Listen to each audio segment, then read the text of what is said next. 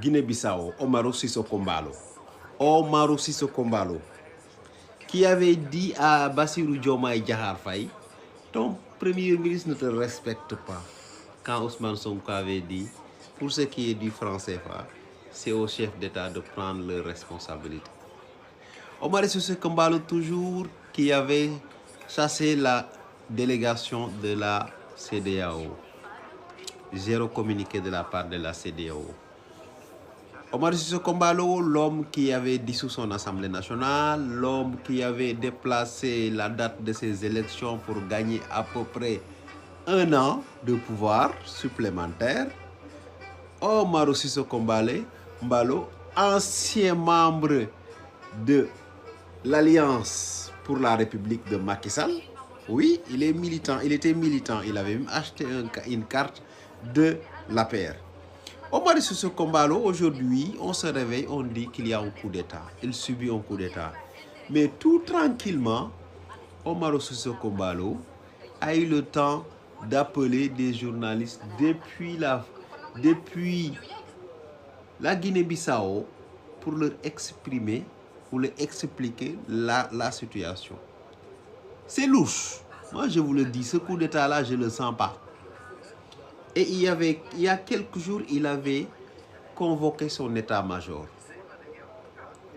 Est-ce que c'était pour préparer ça, ce simulacre de coup d'État, ou bien réellement, c'était une partie de son état-major qui sentait ce coup arriver et qu'il se préparait, sachant qu'ils n'ont pas pu arrêter, ils ont laissé faire? Je ne sais pas. Mais en tout cas, je vais vous faire une révélation aujourd'hui sur son élection. Omaro Sissoko Mbalo, sur les 9 régions de la Guinée-Bissau, Omaro Sissoko Mbalo a gagné que 2 régions. Dans toutes les 7 autres régions, il a été laminé. La deuxième révélation, c'est que Omaro Sissoko Mbalo a fait une pratique très malsaine dans ces élections-là.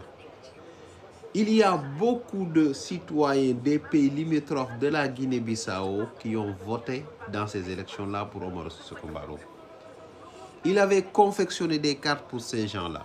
Ils sont allés voter le week-end dernier et rentrer chez eux. Le même jour, moi, j'étais au courant. Le même jour, j'étais au courant qu'il y avait des transferts d'électeurs qui ont traversé la frontière et qui sont allés en Guinée-Bissau et voter et retourner dans leur pays.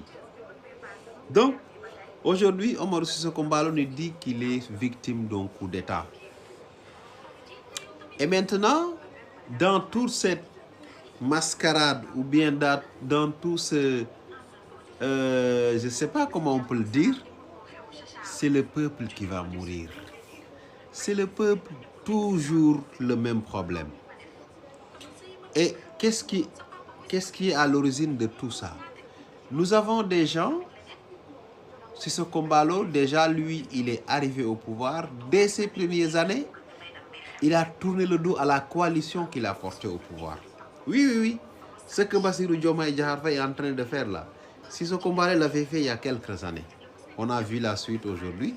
Il a été laminé dans 7 des 9 régions de la Guinée-Bissau.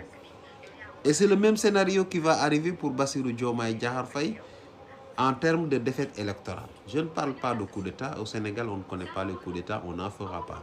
Ça, je suis sûr. On a une armée patriotique et quel que soit Alpha, on a des leviers politiques qui nous permettent de trouver une solution. Et le peuple sénégalais sait ce qu'il veut.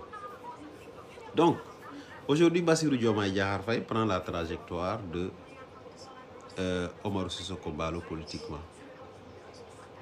Porté par une coalition, une fois au pouvoir, tu tournes le dos à la coalition. Et maintenant, voilà, le résultat est là. Sachant que tu as un niveau d'impopularité jamais atteint dans l'histoire, tu cherches à prolonger ton mandat. Omaro Sissoko Mbalo a réussi à gratter 1 an de pouvoir de plus.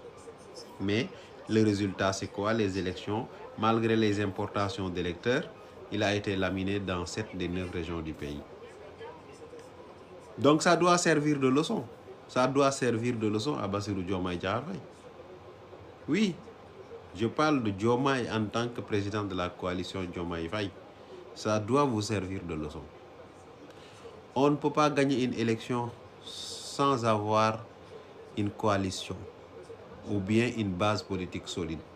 Bassirou Diomaye Diakhar Faye, même dans son propre village, il a été toujours laminé. Oui. Donc, moi, ce que j'attends, c'est la CEDEAO dans cette histoire de la Guinée-Bissau. J'attends la réaction de la CEDEAO, sachant que la CEDEAO est complice de tout ce qui se passe là-bas. Depuis les débuts, depuis la dissolution de l'Assemblée nationale, depuis